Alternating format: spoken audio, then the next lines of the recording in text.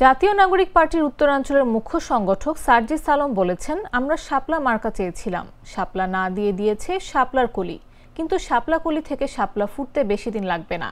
মঙ্গলবার রাতে পঞ্চগড়ের তেঁতুলিয়ার তেঁতুলতলা ইউনিয়ন কমিটি ঘোষণা শেষে দেয়া বক্তব্যে তিনি এসব কথা বলেন। এ সময় এনসিপি ও যুবশক্তির নেতাকর্মী ও সমর্থকরা উপস্থিত ছিলেন।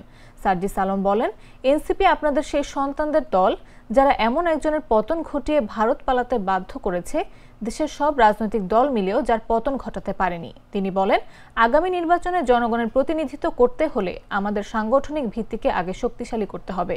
সেই লক্ষ্যে আমরা ইউনিয়ন ও ওয়ার্ড কমিটি দেয়া শুরু করেছি। কারোর সঙ্গে জোট হবে কি হবে না সেটা পরের বিষয়। আমরা পরনির্ভরশীল রাজনীতি করতে আসিনি, আগে নিজেদের ভিত্তিটা শক্ত করতে চাই। এনসিপির এই নেতা বলেন, দেশ ও জনগণের স্বার্থে যদি কোনো রাজনৈতিক দলের সঙ্গে ইলেকটোরাল অ্যালায়েন্স হবে, না হলে এককভাবে আগামী নির্বাচনে ৩০০ আসনে আমরা প্রতিদ্বন্দ্বিতা করব।